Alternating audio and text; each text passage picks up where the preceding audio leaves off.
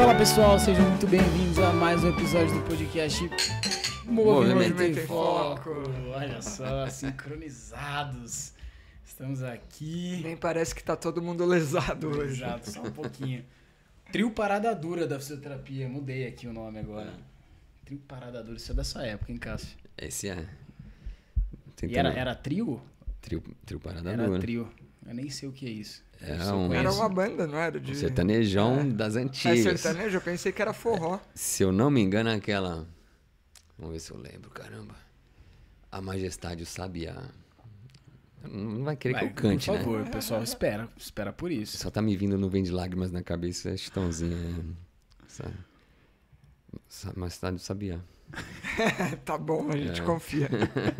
Depois a gente pesquisa. Muito bom, vamos lá. Quero uma rede preguiçosa pra deitar. Em minha volta a sinfonia de pardais. Pô, agora eu vou dar show. Cantando para a majestade o sabiá. Vamos lá. Pô, em Piracicaba não é possível que você não conhece essa. A majestade, mas é que você é muito dinossáurico, né, Cássio? Calma aí, Não, né? pô, essa daí é clássica. Não mas conheço, é Chitãozinho. A não ser que seja uma regravação do... É, provável. Do Trio do Parada Trio Dura. Parada Dura. Já a gente descobre. A gente vai tá no Google ali procurando. Trio Parada Dura. A gente vai descobrir depois. Vamos lá, vamos pro Como papo. que a gente foi parar nisso, né? Enfim. Estamos aqui para dar sequência aí ao nosso segundo bloco de episódios que se conversam, né? Tivemos um primeiro bloco de princípios do treinamento, segundo bloco agora voltado mais para aprendizagem, em que o primeiro episódio falamos sobre neuroplasticidade e nesse falaremos sobre estágios do aprendizado, especificamente identifique o estágio do aprendizado do seu cliente. Esse é o título aí do episódio. Novamente, então, você que caiu de paraquedas, faz muito sentido ouvir os anteriores, especialmente o anterior, que é a neuroplasticidade, os mecanismos por trás da neuroplasticidade que vão explicar em grande parte aí a evolução dos nossos pacientes do ponto de vista motor, e aqui a gente vai passar por essas fases dessa evolução. Certo? Perfeito. E tudo isso é uma construção que ao final de 9 episódios vai deixar a gente mais preparado para ajudar a resolver uma dor da grande maioria das pessoas que trabalham com movimento humano, que é prescrição de exercício, e mais especificamente prescrição de exercício funcional. Então a gente está apresentando bloquinho a bloquinho a base, os conceitos que vão fundamentar essa prescrição. E ao final a gente vai montar um eventaço, que é o primeiro simpósio do Movimento em Foco. Exatamente. Então a gente está aquecendo os motores para esse evento e, né, para aquecer ainda mais, tivemos esse final de semana, né, Franco? Enquanto estamos gravando, tivemos a primeira discussão de aprofundamento referente ao primeiro bloco, o bloco de princípios do treinamento. Tivemos pessoas acompanhando presencialmente, pessoas acompanhando online, participando. E o Franco levou um caso de uma paciente em que a gente viu ali a aplicação prática dos conceitos, dos princípios de treinamento. E a ideia é que ao final desse bloco de aprendizagem, a gente tenha também uma discussão de aprofundamento. Na né? mesma linha. Na mesma linha, tocando aí nos conceitos abordados nesses 3 episódios, que são neuroplasticidade, estágio do aprendizado e... Deixa quieto. Não fala? Por enquanto não. No final do episódio a gente fala sobre o que vai ser, porque vai ser o gancho. Tá bom, certo? Desculpa, verdade. Fica tranquilo. Vamos lá, bora pro papo ou não? E você que gosta da gente, que costuma ouvir, vem ficar juntinho da gente, presencial. É isso. Aprender um pouquinho mais, discutir um pouco mais, trazer... Eu vou te falar que a discussão era de aprofundamento, mas eu não tava com a expectativa ao ponto do nível de aprofundamento que chegou. Cara, foi muito bom. Foi muito bom, assim. Essa é a vantagem de estar numa sala fechada com menos pessoas, né? Então, por mais que tivesse mais pessoas no online, ali o pessoal ficou no nível de se sentir à vontade, questionar, perguntar, e deu para ir além do tema que era ali os princípios, de tanto que a gente aprofundou. Foi bem legal, a ponto de demonstrar, exercitar, colocar um pouco a mão ali simulando os exercícios. Foi bom mesmo. Muito bom. Esse eu não pude estar presente, mas o próximo tô confirmando já minha participação. Boa. Tem data marcada, dia 26 de abril, logo mais. Agradecendo também o Renan e a Lagon, fisioterapia esportiva, que fizeram parte, né, desse dia. Sempre um parceiro, o nosso evento foi lá também. O evento foi lá, participou da discussão, estava presente. E ainda não vamos divulgar ainda onde vai ser o próximo, certamente de alguma outra clínica parceira, né? Que levanta a bandeira do movimento, certo? Eu tô para visitar lá amanhã. Não vamos... No próximo episódio a gente solta esse spoiler. Se tudo der certo na sua reunião de amanhã. Beleza? É isso. Vamos lá, então. Por onde começamos? Tem uma sugestão aqui que é a seguinte, por favor. Um parênteses totalmente à parte. Eu pesquisei aqui o Trio Parada Dura. Eles cantam a música Fuscão Preto. Fuscão Preto. Essa é antiga. E a Majestade do Sabiá não canta, achei, né? Não achei aqui. Aí não fiquei procurando também. Tá bom. Vamos lá, Vamos lá, bora. Sua sugestão. É cultura pop aqui, né? Ao mesmo tempo. Bora lá. A sugestão de início aqui, dada pelo nosso roteiro, é a gente entender assim, bem a jornada do aprendizado, né? A gente pode fazer o exercício de pegar uma atividade, uma tarefa e pensar ali, do ponto de vista motor, como que acontece essa fase do aprendizado, de não sei nada disso para domino completamente essa nova habilidade. A ponto de fazê-la de olhos fechados, só fazê-la... Depende da tarefa, né? Mas a ponto de fazê-la pensando em outras coisas, fazendo ela junto com outras tarefas motoras, cognitivas, enfim. Esse é o domínio da nova habilidade, certo? Cara, esse é de fazer de olhos fechados. Essa é foda. Teve uma vez um aluno na Tem um exemplo aqui que é aprender a dirigir. Aí, calma lá, né? Nesse sentido, uma aluna na graduação que eu não sei o que passou na cabeça dela, que o paciente estava correndo na esteira e ela treinando a corrida do paciente. Eu dei muita sorte de estar chegando ali no momento exato em que ela falou fecha os olhos. Na esteira. Na esteira. Meu Deus, cara. E o paciente já deu aquela tropicada, já ia cair da esteira, eu segurei ele, cara. Meu Deus, cara. E ele foi, né? Isso que é o pior, ele Ele aceitou. Cara. Agora, correr de olho fechado, não na esteira, mas no ambiente que você, né, dá aquela fechadinha um tempo, fica, é interessante, é legal. Vou dizer que eu já dei uma dormidinha correndo.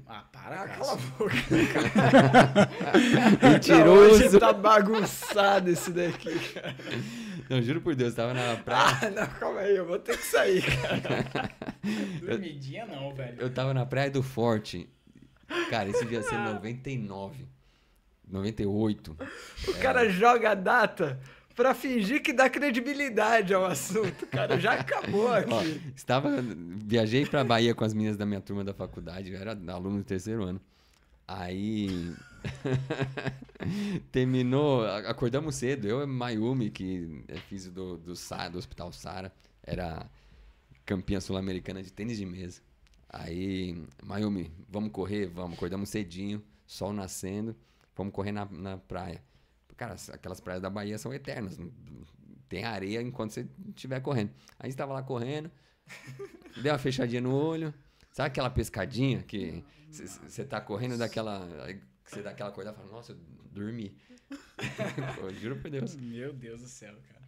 Onde é legal de fazer isso é lá no Bruno Covas, vazio. Ali é show, retão. Aí você cai no rio. Mas isso se você não tem nenhum problema vestibular, né? Verdade. Testa antes. Bom ponto. Vai fazendo aos pouquinhos, 2 segundos, 3, 5, 10, aí você ganha confiança.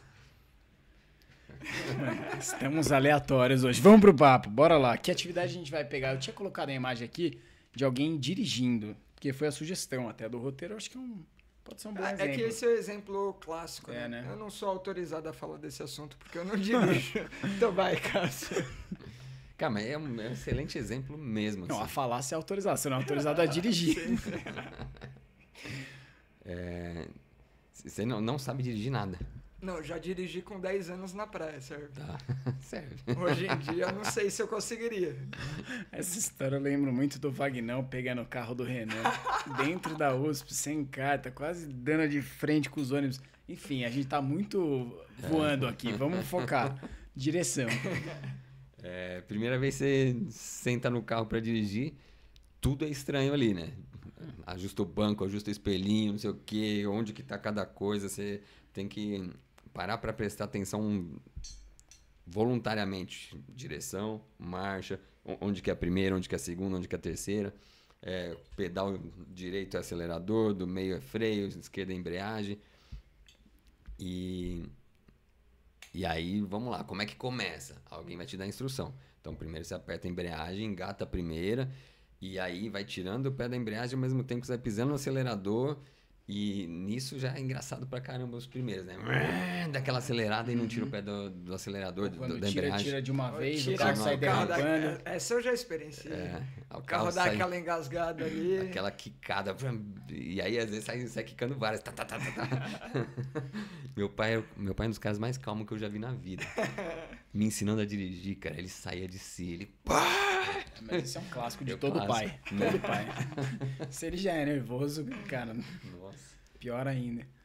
E então tem muitas etapas de aprendizagem dentro do dirigir.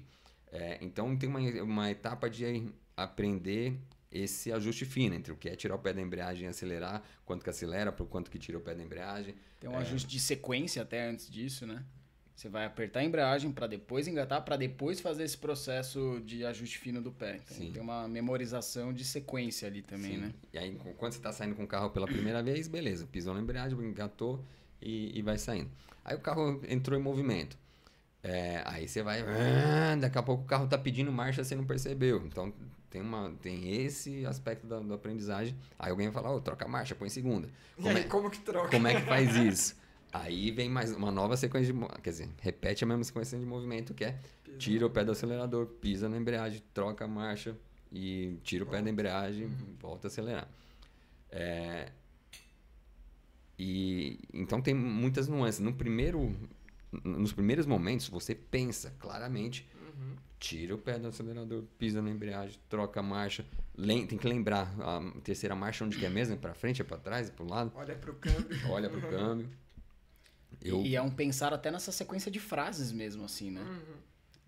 É mais do que pensar na ação, é pensar na ação com a frase que você acabou de ouvir, né? O feedback que você acabou de receber, a orientação, o comando, E aí, então, tem aí... são várias nuances. Esse aprendizado que é... aprendizado extrínseco, um aprendizado que envolve um componente cognitivo claro, que você sabe aquilo que você está aprendendo, que você recebeu um comando para aprender aquilo. Então, tira o pé do acelerador, pisa na embreagem, troca a marcha. Então, você está lá fazendo a sequência de movimento que foi pedida para você e aprendendo essa sequência. Daqui a pouco, com o passar do tempo, isso vai ficando automático. Você ainda não vai saber exatamente quando trocar a marcha, fica na dúvida, troco ou não troco. Aí se vier o comando troca a marcha, aí você já sabe, o movimento começa a sair mais fluido. Tira o pé do acelerador, pisa na embreagem, troca a marcha. É meio que aquela história de que antes você tinha uma sequência de ações que compunham uma tarefa, aí depois é só de evocar aquela tarefa principal, a sequência já dispara. Então você só gasta energia no início, né? Energia atencional, no caso, né? Cara, tem uma história muito engraçada sobre essa questão da sequência, né? Que você precisa do primeiro gatilho mesmo para a sequência disparar e você não precisa se preocupar. Isso acontece em instrumento musical, você começou a tocar um solo, esse solo vai vindo, você não vai pensar, você pensa na primeira e na segunda nota. Essa questão envolvendo carro também. Teve um dia que eu parei no posto de gasolina e eu não lembro porquê. Eu acho que ao invés de eu abaixar o vidro para falar com o frentista, eu abri a porta. No que eu abri a porta, eu abri a porta porque eu ia sair, ia comprar alguma coisa na conveniência e voltar enquanto ele abastecia o carro. Eu abri a porta, eu falei, pode completar. Aí ele, pode abrir aí o tanque, então. Aí, onde que é o tanque? Eu me perdi espacialmente no carro, não lembrava onde era o tanque. Calma. Mas do seu carro. Do meu carro, que eu tenho há anos. Só porque a sequência Só mudou. porque a sequência mudou. Ao invés de eu abrir o vidro, eu abri a porta. Aí eu fechei a porta. Abri o vidro. Fechei o vidro que já estava aberto. Abri o vidro. Tá, é aqui embaixo. Impressionante. Eu olhava no painel na frente e não enxergava nada. Não é na frente, onde que é? Aí na frente embaixo era o capô. Aí era mais na lateral, assim, cara, impressionante. Olha que doideira, cara. Não veio o gatilho por onde estava acostumado. O gatilho inicial não veio e não disparou o resto. É muito doido, né? Que doido. É que eu sou lesado também, tem isso. A informação se perdeu lá dentro da cabeça até encontrar. É grande, né? É verdade. Fazia tempo, né? O pessoal tá com saudade. Vai lá. Enfim, achei que tinha contexto. Não, tem.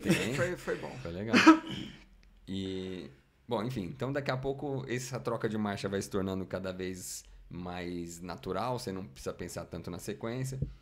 Chega um dia, depois de anos de carta, que você troca a marcha 250 vezes num trajeto e nem parou para nem percebeu que trocou. Você sabe que trocou de marcha, mas você não parou para pensar em nenhum momento que você estava trocando de marcha. Então, esse é um processo de aprendizagem.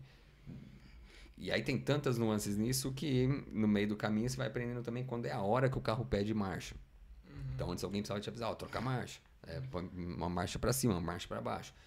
Daqui a pouco você já sabe que o carro está precisando daquelas marchas.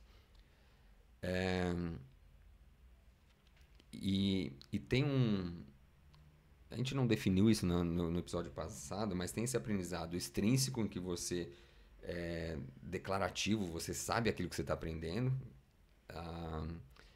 O objetivo é aprender aquilo e você se esforça para aquilo. Isso. Se move para aquilo. E aí tem instruções para aquilo, tem um método ali para aquilo. Então é um aprendizado intrínseco, que é aquele aprendizado que vai acontecendo independente da sua consciência de que aquilo está acontecendo. E aí nesse aprendizado intrínseco tem, né, diversas formas que isso pode acontecer, mas uma que eu percebo assim dirigindo Siri intrometida. Aquele caminho habitual que você faz todo dia, sem pensar, você põe o pé no freio no momento exato, você troca a marcha no momento exato, se você estiver de olhos fechados, você faz né, considerando que não vai ter alguém atravessando a rua no meio do caminho, um carro que para na sua frente, mas se tivesse o trânsito livre para você fazer aquele trajeto que você está habituado, você faz de olhos fechados. Cara, você não precisa de menos, assim. Quantas vezes eu não saí para ir em um determinado lugar, sei lá. Era para eu ir pro HC naquele dia e eu fui tão na inércia do negócio que quando eu vi eu tava no meio do caminho para ir pra clínica. Então, simplesmente porque eu coloquei a demanda atencional em outra coisa. Vem um pouquinho mais perto. Eu tava preocupado em uma outra coisa ali e o corpo só seguiu o habitual. Entendeu? Então isso acontece pra caramba. Pra caramba. Já várias vezes. Tinha um caminho que eu fazia que era o caminho tanto pra casa da minha ex-namorada quanto o caminho que eu fazia pra ir pro HC. E, cara, eu saí de casa, o carro já fazia aquele... Não era nem eu, o carro já fazia aquele caminho sozinho. Isso já tinha carro autônomo naquela época. Essa história me faz lembrar muito, tipo, Fórmula 1, lá atrás, carro mecanicaço, nada de ajuste ali, de calibragem computadorizada, os caras na mão. Imagina a quantidade, o cara decorando a pista, a quantidade de mudanças de marcha né? E curvas que não que acontece no automático, acontecia no automático, né? E aí, é o lance lá do Senna entrando em flow em Mônaco. Tem alguma reportagem que fizeram passando de um lado o piloto, não lembro qual piloto que era, mas o cara dirigindo de fato e o outro ele simulando. Só com imagética, assim, senta aí, fecha os olhos e finge que você tá fazendo uma volta na pista tal. Tem um vídeo que é absurdo, assim, do cara da moto velocidade, não sei se vocês já viram. Não. Mas ele fica na posição e, cara, você vê que o cara tá vivendo aquilo na cabeça dele. Ele joga, ele vai com o joelho naquela posiçãozinha, aí ele treme o corpo, aí ele vai, joga com força bruta, assim, né? Como se ele tivesse realmente saindo de uma curva e entrando em outra. Cara, é absurdo, assim. Você vê que o cara, ele tá numa realidade virtual ali, né? Como se ele tivesse no óculos, vivendo muito aquilo, cara. É absurdo. Na série do Senna mostra um pouco disso, dele treinando imagética ali dos percursos e tal. Ele percorrendo a pista a pé, né? Pra pegar um pouco do relevo, entender. E essa reportagem é sincronizada, assim, o cara passa a marcha no imaginário, tá o vídeo rolando real, ele passa a marcha no mesmo momento. No mesmo tempo. Faz a curva no tempo certo, então... nesse caso, se o cara tá se preparando para... tá reconhecendo a pista, ele pode fazer isso declarativamente, então aí passa a ser um aprendizado extrínseco. Eu sei que tem uma curva para a direita, uma curva para a esquerda, então isso está cognitivo. Mas nesse exemplo que a gente deu de fazer um caminho sem pensar, você não estava prestando atenção que você passa a marcha sempre no mesmo ponto, que você faz a curva de determinada forma. Isso simplesmente foi acontecendo involuntariamente, um processo de aprendizagem num nível mais, vamos chamar de subconsciente, e aí daqui a pouco aquilo tá aprendido, tá rodando em segundo plano e você não tá nem percebendo. Ao ponto de, uma vez que a gente vai falar sobre os estágios, mas ao ponto de, no momento que isso estiver automático, a consciência pode assumir a direção para uma mudança, um desviar de um pedestre, passar um competidor num automobilismo, né? Ou então corrigir a rota na hora que perceber que tá errado. Outro dia eu tô falando isso porque foi recente, cara. Eu tava indo pra uma direção e falei, caramba, não era pra cá que eu tinha que ir. Aí vai, corrige a rota. Então vai ser fundamental entender essa relação aí de quando que a atenção ela tem que estar presente, de quando a atenção ela pode ficar em segundo plano, digamos assim, que você vai conseguir manter o nível de performance, de desempenho ali na tarefa, né? Quando eu tava aprendendo a dirigir, eu já tinha carta, mas era novão de carta. Aí tinha um carro que era vidro manual. Aí eu tava pegando a Castelo Branco, aí fui abrir o vidro, olhei pra manivela de abrir o vidro e o carro foi virando. Meu pai... Aí eu voltei. O cara vira, abre o vidro, mas continua andando pra frente. Porra!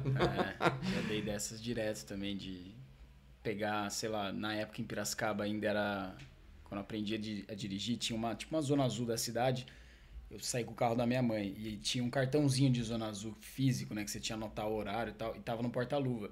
Eu fui pegar no porta-luva com o carro indo pra frente, foi indo pro lado, deu na guia, deu aquela ralada na roda. Opa, calma aí. Cara, quem é um pouco... Hoje em dia faz muito tempo que eu não ando de carro com ele, mas o Renan, da Lagon, era desesperador, cara, tá com ele no carro, porque é o cara que vai fazendo 1000 coisas enquanto tá dirigindo. E, velho, você fala, daqui a pouco vai acontecer alguma coisa aqui. Aí vai, mexe no assoalho, pega o celular e põe aqui e abre. Cara, aí você fala, meu Deus do céu. A Cris concordando ali atrás. Ou seja, ainda já vem um grau de ansiedade, assim, cara, que não tem como. Você fala, cara, Renan, olha pra frente, velho. Tem uma sugestão para citar outro exemplo, porque eu acho que a direção tem essa coisa da sequência de movimento, pegando um movimento mais simples, que até foi colocado aqui, no sentido dessa sequência que não tem muita sequência, tem alguma sequência, mas não é tão complexa. O arremesso no basquete, por exemplo, acho que dá pra gente pensar nas fases para um arremesso aí. Eu vou tentar pegar a discussão mais por um outro caminho, porque acho que esse da sequência aí já ficou bem claro, mas... uma outra forma de divisão de estágios que a gente vai ver, a mais clássica é a que a gente vai falar aí, de Fitts e Posner. Mas tem uma outra que é de Gentile, que vai dividir em 2 fases. E aí acho que essa é a legal para entender aí um pouquinho do basquete, que ele classifica que a primeira fase você tem que entender o propósito da ação, assim, né? O que realmente precisa ser controlado. E o desafio dessa primeira fase é entender isso. E aí, do basquete, acho que tem muito dessa clareza. Claro, o objetivo é converter ali a cesta em ponto. E para isso você tem que fazer com que a bola passe no aro. E aí, não à toa, tem uma forma mais fácil de fazer essa bola passar no aro, né? Então, com uma trajetória parabólica, com um girinho ali da bola favorecendo que se ela bater no ar, ela vai rolar para dentro. Enfim, tem uma série de coisas. E aí, para o iniciante, ele vai entender isso cognitivamente, mas não necessariamente ele vai conseguir executar isso, né, de primeira. Então, o desafio está entre pegar aquilo que ele entendeu e converter em ação. E aí é meio que o verdadeiro tentativa e erro. Ele vai testando, errando, retestando, errando novamente e eventualmente acertando. Então uma coisa que fica bem marcada aí é esse acerto e erro, modulando e selecionando pouco a pouco o que vai ser a variável que garante o sucesso naquela tarefa. Na direção tem muita coisa que garante o sucesso da direção, então fica mais difícil você tratar isso isoladamente. No arremesso fica mais claro, né? Uhum. Então, ao longo do processo a gente vai vendo uma redução da taxa de erros, um possível aumento do acerto e o movimento ficando cada vez mais consistente na resposta, né? Então, as coisas vão ficando realmente mais com padrão. E no começo a gente não vê muito desse padrão, a gente vê um que é mais de aleatoriedade até encontrar pouco a pouco aquela forma, aquele jeitinho que, pô, para essa pessoa parece que esse é o jeito do sucesso. Né? E aquela tendência do range começar Estreitar. aberto e estreitando em direção ao aro, né? Mas a gente deu exemplo da sequência de aprendizagem, das fases, mas não nomeou de fato. Não, ainda não. Sim. Como que é essa divisão nova não, né? Dessa outra divisão? Porque a clássica é essa de Fitts e Posner, né? Posner. Outra de Gentile. E como ele divide? Que seria meio que aquisição e uma fase de melhora de performance mesmo, de aprimoramento. Entendi. Então é uma divisão um pouquinho mais seca mesmo. E vai colocar que assim, uma premissa vai ser que no primeiro momento você deveria se atentar a não dar muito detalhe. E aí já pensando em instrução, em a forma de treinar. E se preocupar muito mais com o propósito geral da tarefa. Né? Aquilo que é uma variável realmente que garante performance.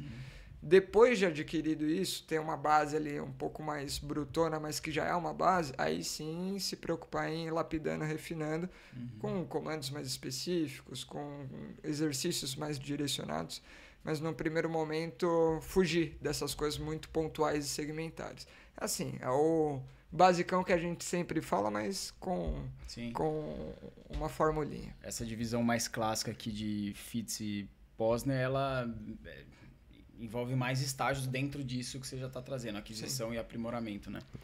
Tem um exemplo que talvez a gente tenha dado no episódio que não foi pro ar por questões técnicas, que é do softball.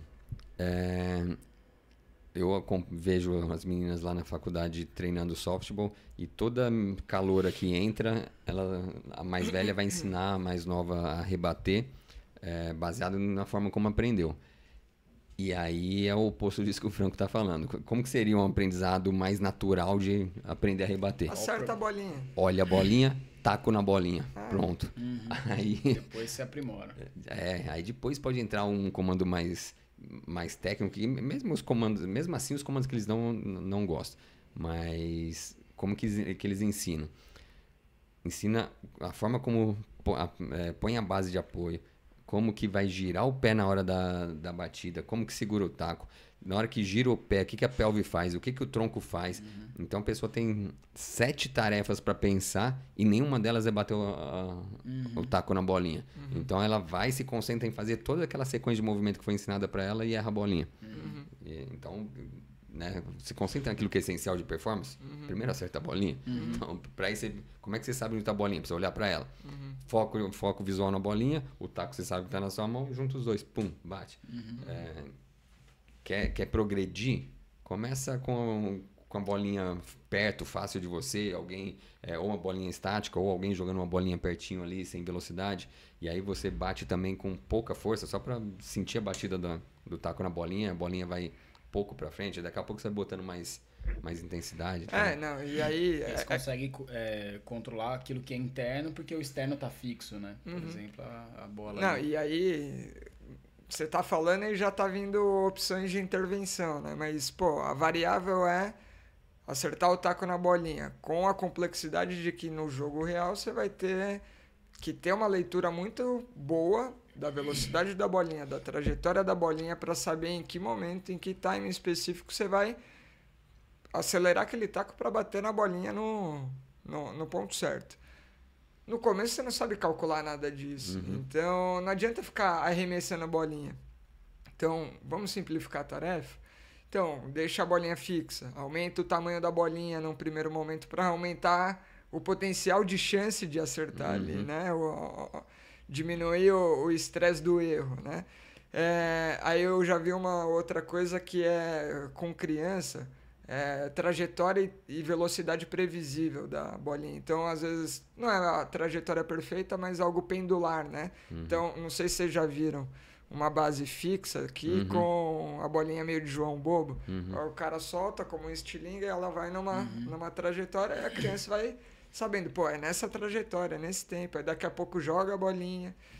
Então, pô, dá para construir uma sequência lógica que você não precisa ficar falando do pé depois, se for necessário, ok. Eu vi um vídeo muito bom sobre isso que o pai fala eyes in the ball e o moleque nessa bolinha que tá no postezinho, a criança vai lá e ainda bate o taco. Genial. Dad's jokes, né? Literais. E a gente tem que... É um exemplo bem engraçado, assim, da criança, mas isso é uma boa forma da gente entender que, às vezes, nosso comando é péssimo. Então, como o seu comando vai ser entendido pelo seu paciente, né? Isso é bom. Bom, vamos nomear as fases, então. Primeira fase, estágio cognitivo. Quais as características? Deixa eu passar pelas fases e a gente vai dando as características. Estágio cognitivo, estágio associativo e estágio autônomo. Tá. Pelo que caracteriza a primeira fase. Eu deixei uma tabelinha ali, depois a gente abre Antes de ela. falar das fases, vamos Sim. entender o princípio geral por trás. Nessa definição aí, tem duas coisas que estão sendo avaliadas, que é o desempenho, propriamente dito, na execução da tarefa, e a demanda atencional. Então, são duas coisas e está sendo acompanhado uma linha aí no eixo X que está correndo, né? Que é o tempo. Então, ao longo do tempo, garantindo que esteja existindo treinamento e a pessoa está, ao longo do tempo, sendo exposta àquela rotina de treinos, primeira coisa que a gente vai esperar é a melhora do desempenho se ela está treinando, né? E se o treinamento está adequado. Então, a gente espera um aprimoramento da performance. Então, uma linha crescente, digamos assim. Seja via aprendizado intrínseco ou extrínseco. Né? Exposição a um fator externo que leva essa pessoa a praticar aquilo de alguma maneira, né? Exatamente. E a outra linha que vai formar esse gráfico aí é da atenção. Então, é esperado que para o iniciante a demanda atencional seja aquela do cara dirigindo, seja aquela da criança fazendo os primeiros arremessos e entendendo a dinâmica ali do jogo. Então, tendo que pensar muito e, nesse mesmo momento, como a gente já disse, um desempenho pobre, né? Ao passo que, conforme vai correndo o tempo de treinamento, a gente espera que a atenção, a demanda atencional vá diminuindo. Então, a gente tem um primeiro momento aí que é o primeiro estágio, né? O que vai ser chamado de cognitivo não à toa, porque você pensa muito, acerta pouco. É basicamente isso. Lá no outro extremo, você vai ter o autônomo, automatizado, onde você desempenha muito bem e precisa de pouquíssima energia mental, pouquíssima atenção. E no meio do caminho está o associativo, que você precisa... É aquele momento que você já tem um desempenho melhor, já sabe o que precisa fazer, mas você precisa de uma ativação inicial ali para chegar no que precisa ser feito. Distraiu, cansou, alguma coisa aconteceu que perturbou ali o que vinha acontecendo, consome um pouco da sua atenção, você tende a regredir na performance. Então, aquele momento oscilante ainda da performance. As divisões são essas. Legal. Achei interessante você comentar, porque por mais óbvio que seja, né? Muita atenção no começo, ainda assim, muitos erros, poucos acertos. Ao final, pouca atenção demandada, muitos acertos, mínimos erros. É um aumento de eficiência ao máximo, assim, do sistema nervoso, né? Absurdo, é isso mesmo. E aí, trazendo para um exemplo de que a gente faz muito, que é ensinar a pessoa a correr melhor. Então, o jeito que eu costumo falar para o paciente, no começo eu vou te ajudar. Então, eu vou trazer estímulos facilitatórios eu preciso que você melhore sua sustentação unipodal, depois para isso eu preciso construir uma sinergia assim assado, depois essa sustentação unipodal que é estática, depois a gente precisa colocar movimento em cima dela, e o movimento na corrida é para frente, e aí já vai entrar um componente de tocar o pé no chão no ponto certo e com recrutamento muscular no timing correto. Aí você vai conseguir se sustentar de forma estável e alinhada dinamicamente, depois a gente vai botar velocidade, daqui a pouco você está correndo, e nesse começo a gente vai dar estímulos para facilitar com que isso aconteça. E essa evolução é meio oscilatória, momentos que ele acerta mais, momentos que erra mais. Quando estiver prestando mais atenção vai acertar mais, distraiu, cansou, vai acertar menos. E esse desempenho vai ficando cada vez menos inconstante e crescente. Até o momento em que a gente vê que aquele movimento já está muito acessível ao paciente. A hora que você pede, a hora que você dá um estímulo, aquele movimento acontece com muita facilidade. Mas, na linguagem que eu uso para o paciente, eu falo, você já é capaz de fazer esse movimento, mas ele ainda não é seu. Porque não está automático, você ainda tem que pensar alguma coisa. Esse é o momento que eu vou começar a te atrapalhar. Então, vou te colocar para correr. A gente precisa repetir esse padrão para ele ir automatizando. Mas é a hora que eu começo a botar um obstáculo, uma dupla tarefa, variar a velocidade. E essas variações têm que ser compatíveis com aquilo que é a vida real, né? Que ele vai enfrentar. Então, na corrida, variar a velocidade. Ele vai ter uma velocidade preferencial. Não precisa fechar o olho. Não precisa fechar o olho. A não ser que seja o Cássio na praia da Bahia. Pois é. Que queira dar uma dormidinha. Mentiroso. Paia, velho. Enfim, aí, então coisas que façam sentido. Para um corredor de maratona, você pode botar cálculo matemático para ele, porque o cara está calculando o pace que ele está, se continuar nesse pace, em quanto tempo ele termina a prova. Você não precisa pedir raiz quadrada, né? Então, raiz quadrada. Pode botar um obstáculo que ele vai enfrentar na corrida na rua, um degrauzinho que ele vai subir calçada, um buraco que ele tem que desviar, uma tomada de decisão mais rápida, que tem um buraco ali que ele ou visualiza em cima da hora, tem que optar por desviar pela direita ou pela esquerda. Então, na hora que o processo de aprendizagem vai chegando nessa fase mais autônoma, é a hora que você começa a desafiar mais. E aí, de acordo com a resposta do paciente a esses desafios, a gente consegue ter uma avaliação de que fase que ele está, né? Perfeito. E ter essa noção é fundamental para você saber se você está extraindo o melhor potencial daquele exercício ou se você já tirou todo o suco dali, né? E quando você persiste em algo que você já extraiu o máximo dele, a tendência é que você fique num platô. Então é bem importante. Por isso que as sessões, seja de treinamento, seja de reeducação, fisioterapia, que envolvem e dependem bastante de aprendizado motor, tem que ser uma sessão muito presente mesmo. Porque a resposta motor ali da pessoa vai mudar dentro da sessão, não é entre sessões. Então, a evolução é muito mais dinâmica. E se você escolheu que o exercício é para ser feito, sei lá, X vezes de 10 repetições, cara, talvez na segunda você já tenha extraído o melhor potencial. E às vezes, não. Às vezes, aquele exercício está demais para a pessoa, você não se tocou daquilo, e o ideal seria talvez regredir, ou então persistir um pouquinho mais com a adaptação de comando, instrução e tudo mais. E na quarta, onde a pessoa está começando a ficar meia boca ali na execução do negócio, seria o momento de você persistir um pouco mais no exercício. Você está passando para um outro mais complexo e também não vai... É uma sessão que não vai ser produtiva. Ou você pensou em 10 repetições, o paciente fez 4 bem, mais 2 meia boca e depois 4 horríveis. Essas 4 horríveis, em termos de aprendizagem, ela não está servindo para treinar o padrão que você quer. Então, identificou que está sendo mais ou menos isso que está acontecendo, Talvez sua série ideal seja 5 repetições.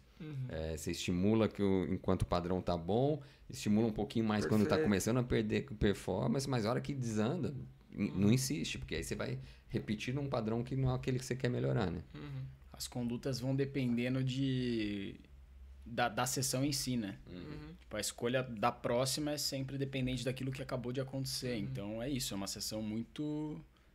Você tem que estar muito presente, muito de olho na resposta. É a avaliação constante.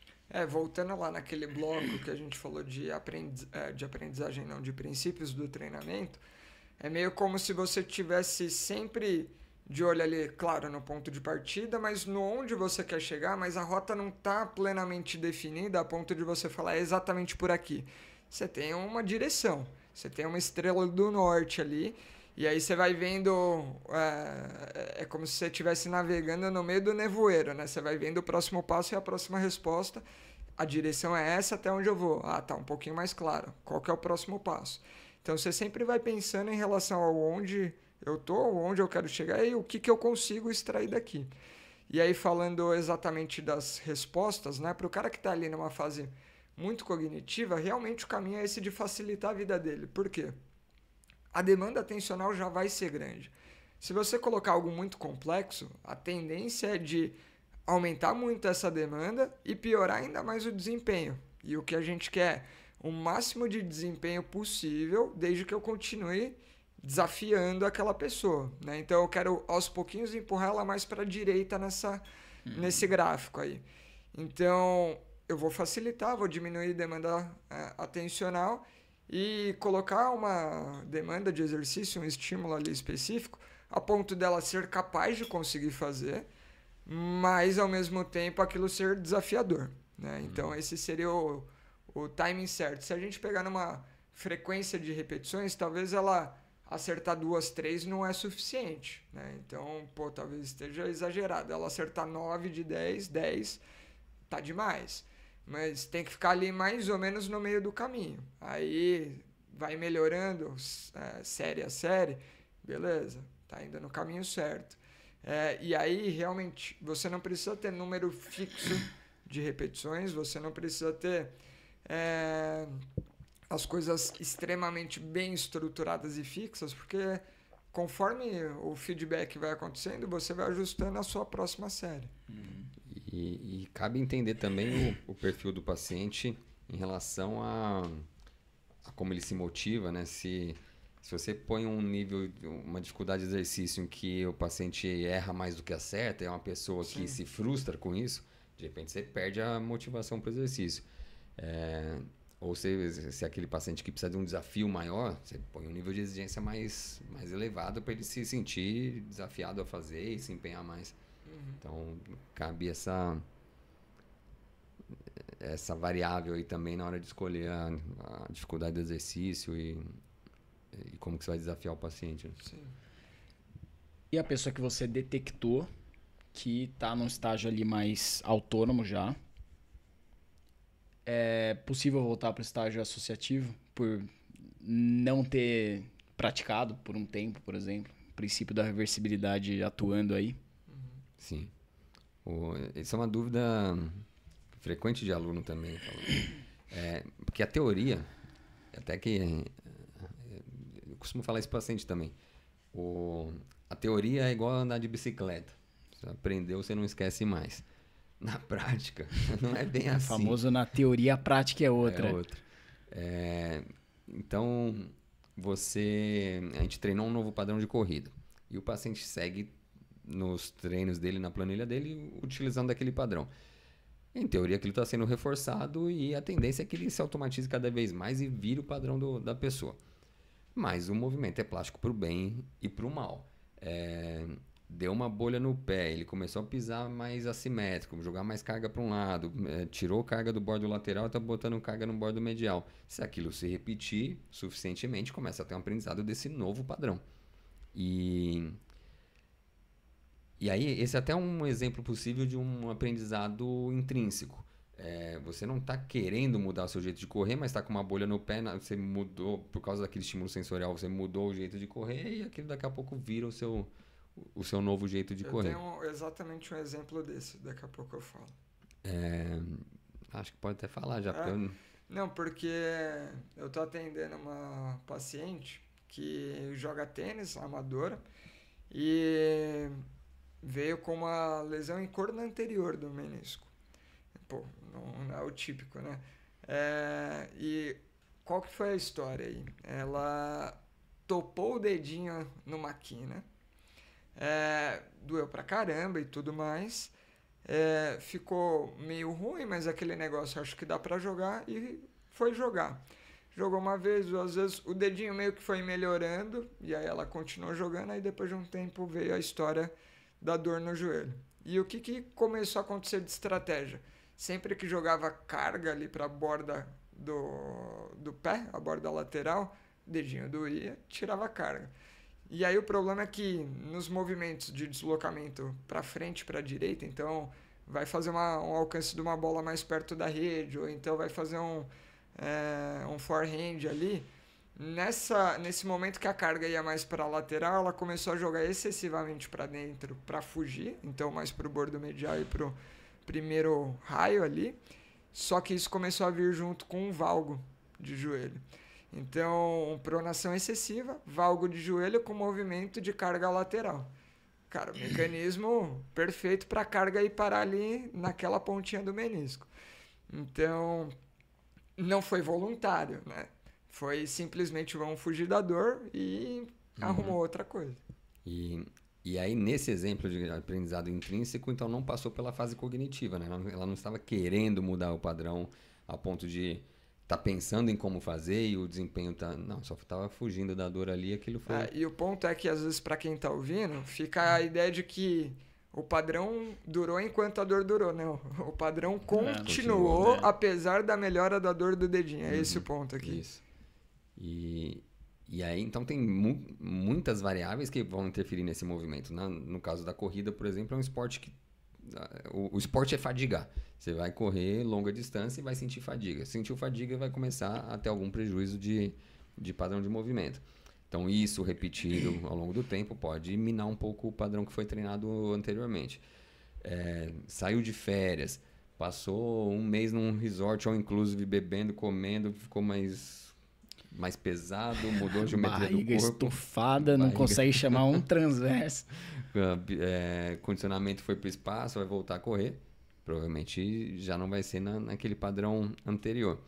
Então, é isso. A teoria aprender a andar de bicicleta, você não esquece mais. Na prática, pode entrar um novo padrão de movimento no meio e aquele padrão antigo deixar de ser o padrão ouro, né? Padrão de escolha, padrão de escolha principal do sistema. O preferencial. E aí vira uma mistura do novo, tipo, aspectos do novo padrão com prejuízos relacionados ao fato de, né, ter deixado de estimular por um tempo, ou qualquer que seja o motivo. E aí vira uma coisa meio no meio do caminho, que é melhor do que já foi, mas não é tão bom quanto também já foi, né? E aí entra no assunto que vocês tocaram no episódio que eu não tava, que é memória. Uma parte dessa memória é a memória tecidual, que vocês falaram, do núcleo do músculo. Então, esse músculo previamente treinado ele tem facilidade de voltar a ser treinado depois, mas tem a memória do movimento. Então, uma vez que foi treinado esse padrão novo de movimento, mesmo que você perdeu, retomar é muito mais fácil do que construir a primeira vez. E é engraçado, chega uma hora que você tem um padrão que foi treinado durante 30 anos e a pessoa normalmente fala, né? Pô, mas faz 30 anos que eu corro assim, dá pra mudar? Dá. O sistema treina, o sistema aprende. E não é difícil de aprender se você usa as ferramentas adequadas. Mas num determinado momento ele tá com uma memória muito viva do padrão antigo e uma memória sendo construída do padrão novo. Como o padrão novo, ele está sendo treinado, está sendo repetido, e ele é mais vantajoso do ponto de vista de custo-benefício e de conforto, né? Considerando que a gente está melhorando esse padrão. E considerando que está com uma demanda atencional minimamente razoável, porque se para o cara sustentar aquilo, ele está com uma demanda atencional lá em cima, enrijecendo, está com o olho esbugalhado e ele só consegue pensar naquilo, ok, o padrão pode ser melhor, mas ele ainda está sendo oneroso ali, Sim. né? Então, no começo você tem um padrão que era o antigo que você quer mudar, que ele funciona, que essa é a primeira métrica do sistema, porque se não funcionar, não interessa. Ele está custando pouco do ponto de vista atencional, mas normalmente se esse paciente procurou a gente é porque tem algum desconforto, alguma coisa relacionada com aquele movimento.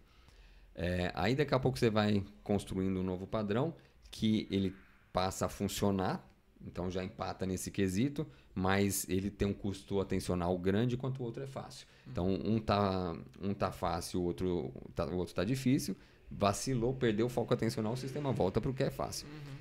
Treinando, repetindo, você vai ter 2 que funcionam, 2 fáceis, só que aí o padrão melhor, com mais alinhamento, com mais estabilidade, com uma sequência de movimento melhor, ele passa a ser vantajoso quando o sistema vê custo-benefício. Então ele percebe que está rendendo mais, percebe que está mais confortável, aquele padrão passa a ser dominante. E aí a tendência é que ele fique. Mas ao mesmo tempo o sistema tem a memória do prévio também. Então se aquilo não consolidou muito, você parou de treinar, tem um backup. Vai voltar pro antigo. E aí o ponto aí, o nome do episódio ficou identifique, né? Então como que a gente vai identificar isso que a gente está falando na teoria na prática com o paciente? Bom, para falar de estágio cognitivo, você tem que entender o nível de demanda cognitiva ali. Sinais que o cliente costuma dar realmente ele começa a deixar de comunicar com você, por exemplo, enquanto você está dando o exercício. O cara tava falando pra caramba, aí você deu o exercício e ficou quieto. Já é um sinal. Já é um sinal grande. E não costuma ser um sinal... que acontece pouco. Não, costuma acontecer frequentemente. Suando frio.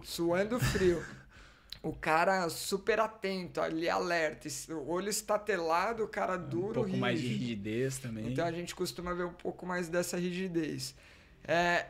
Um ensaiozinho antes de começar a ação.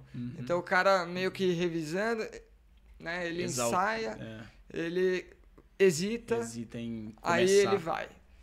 Então são alguns sinais. E a própria falha, né? Você vê a pessoa ali realmente com... Pode ser um erro mesmo da ação, ou então com muita perturbação enquanto executa aquilo. Pô, são sinais aí de que a demanda atencional está alta. Aí você tem que fazer aquele julgamento. Quão alta está essa demanda versus a capacidade dele desempenhar. Se a resposta for na linha do o desempenho está pobre, a demanda está exagerada, pô... O pensamento é adequar o estímulo.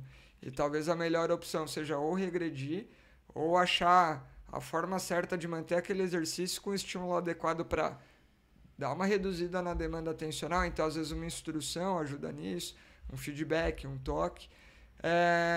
Ou então, realmente vamos ver aqui qual que é a melhor forma de alcançar isso que eu quero. Bom demais. Esse foi do estágio primeiro. Esse. Próximos estágios, como identificar. Já falamos um pouco também, mas acho que para resumir aqui, acho que vale a pena.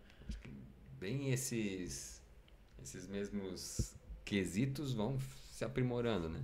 Então daqui a pouco o paciente consegue fazer uma dupla tarefa, ele faz o exercício conversando com você, começa a diminuir o número de erros, postura mais relaxada. Menos rígida, mais fluida. Acho que é por aí, não é você prestando atenção no grau de alerta, de atenção que esse paciente está colocando na tarefa já basta, né? E a performance. Pronto, aí você entende. Botou uma dupla tarefa, botou um desafio a mais e ele começou a errar. Já sabe que a questão cognitiva estava sendo importante. E é engraçado que a hora que você desafia seu paciente, tem pacientes que respondem de forma diferente, assim. Então tem pacientes que a hora que você começa a dar desafios, você dá um desafio motor. Então ele tem que manter aquele padrão que você estava treinando, mas tem que pular um step. Vai super bem. Aí você dá um desafio de variação de velocidade, vai bem. Aí você dá um desafio cognitivo. Desanda tudo. Então, é o momento em que você já está pronto para correr na rua, que os obstáculos físicos não vão te atrapalhar. Você vai variar a velocidade e tá tudo certo, mas não é hora de correr conversando com alguém. Eu ia falar isso agora, cara. Então, por enquanto, treina sozinho. E vai ter paciente que é diferente, que o cognitivo ele tá indo bem, mas na hora que entra um obstáculo na frente dele, ele já trava. Então, é o cara que... Você não vai falar para ele deixa de correr na rua, mas fala, sempre que você passar por um obstáculo, subir um degrau, fez uma curva, retoma o... aí você deixa o paciente um checkzinho para... então fez uma curva, aí você já sai da curva, cresce de novo, volta a botar cadência. Então você dá um lembrete para esse cara voltar, porque você sabe que aquele obstáculo vai... e isso vai direcionar tanto fora quanto dentro, porque aí você não vai ficar fazendo, vamos supor, dupla tarefa aleatória, né? Você vai ser específico na escolha da variação. Da variação, exato. Pô, para esse cara aqui, são variações cognitivas. Talvez o próximo treino ainda não treina com gente junta, mas o próximo treino talvez seja propositalmente treinar com alguém junto para ter a distração, ter que pensar e ao mesmo tempo você deixa ali uma tarefinha de tempos em tempos checar como que tá aí a postura. Então, tudo isso muda. E aí o resultado no final vai mudar. Sim. Muito bom. Acho que já dá para puxar o gancho pro próximo episódio. Então, muitas das coisas que a gente falou aqui para identificar em qual estágio o paciente está aí no processo de aprendizagem vai depender da nossa avaliação, da resposta. E para ele ter uma evolução aí desde o primeiro estágio até o último, isso depende inicialmente de mais feedback, posteriormente cada vez menos feedback. E aí, como dar esses feedbacks? Que tipo de feedback faz mais sentido para as diferentes entradas sensoriais? Tem um paciente que aprende mais de um jeito, outro que aprende mais de outro. Então é um pouco disso que a gente vai falar no próximo episódio. É isso aí, então... Deixa eu dar só uma complementada. Por favor. A gente deu o exemplo da paciente do Franco que quebrou o dedinho e aí começou a jogar o peso para dentro, a bolha no pé. Esses são exemplos que o movimento piorou através de um estímulo intrínseco. Já até sei o que você vai falar. Mas a gente pode usar isso a nosso favor. Sim. Então, você dá um estímulo intrínseco, sensorial, e que promova uma melhora de movimento que você está querendo. Então, um exemplo meio simples assim é, de repente, meter uma kinesiotape no abdômen, que vai dar um estímulo de ativação do transverso só pela presença daquela tração em cima do abdômen e não dá mais nenhum comando do paciente. Só agora você vai crescer e vai correr para frente. Ué, mas kinesiotape funciona? Opa! O problema dessas perguntas de pesquisa é que o cara bota o kinesiotape no cara e não ensina o cara a fazer nada, né? Aí checa em eletromiografia e fala que não funciona. Para um cara com o abdômen já horrível. E é um baita de um estímulo sensorial recurso, ali, né? Então, a hora que você mexer, aquilo vai tracionar sua pele e vai ser um estímulo para gerar uma contração. Ou não, então pensa numa articulação que você quer um pouco mais fixa, e aí você põe uma atadura, põe uma tornozeleira, uma joelheira, alguma coisa para dar um pouquinho mais de estabilidade, menos movimento naquela articulação, e solta o cara para fazer o movimento e sem dar um comando específico para aquilo, aquele movimento vai acontecendo. Estímulo, porque isso pode ser feito no paciente demenciado, no paciente, na criança, a gente teve um paciente que acho que era seu paciente, não sei se ele foi meu também, mas que era fisioterapeuta de animais. Sim. Então você pode fazer isso para treinar um animal, para, né? O teco, você ensina ele cognitivamente em alguns momentos, Sim. mas tem um monte de estímulo que não é tem intrínseco. bastante coisa que não é. Inclusive o cuidado com o cachorro, assim, mais do que o cuidado com o humano que eu tô treinando na clínica, é que eu tenho que entender muito bem o que eu tô reforçando o tempo todo. E aí com criança é a mesma coisa, eu acho. Sim. Porque, dependendo do momento, sei lá, o cachorro pula em mim.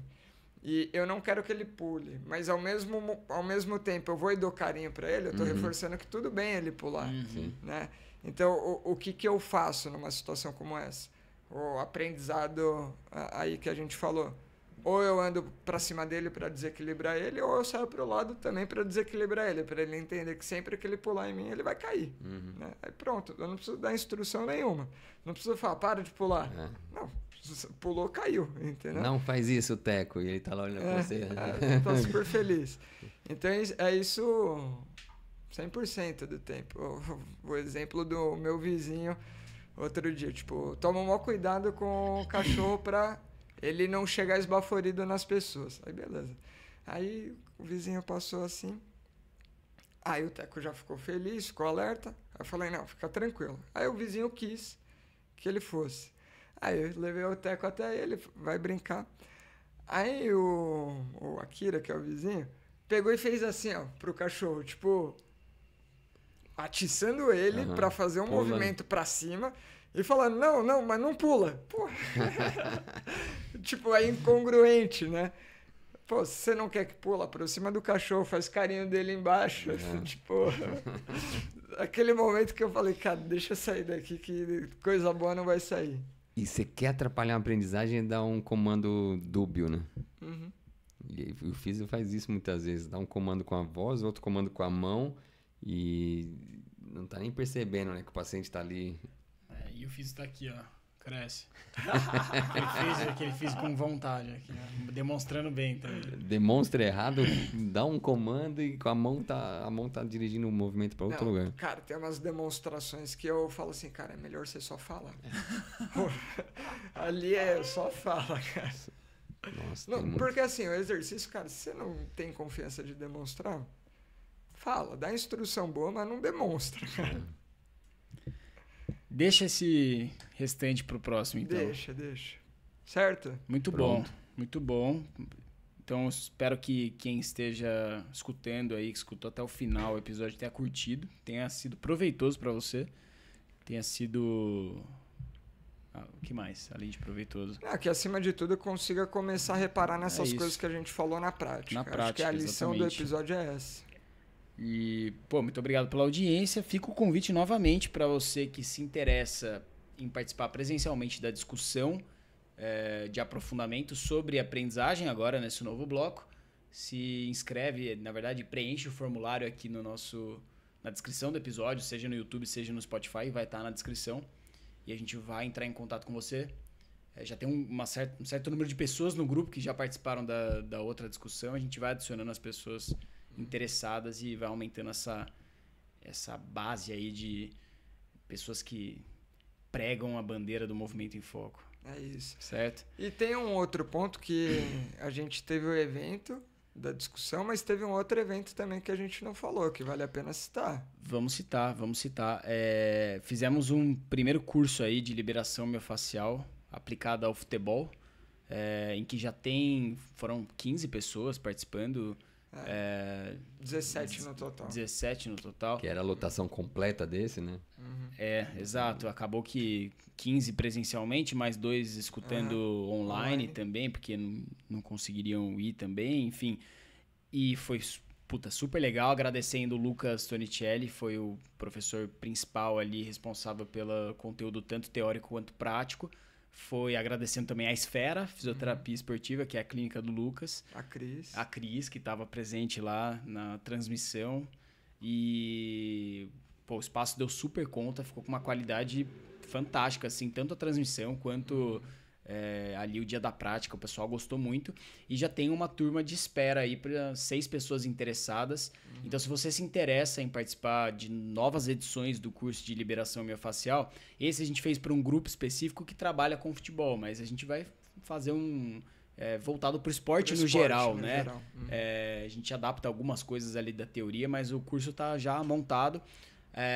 Se você tem interesse, abre o link da nossa bio, tem lá um forms também de interesse. Você respondendo, a gente vai entrar em contato com você, você vai ser adicionado nesse grupo de espera para novas turmas. Perfeito. Certo? É isso. Muito obrigado para quem esteve ouvindo e até o próximo episódio. Valeu.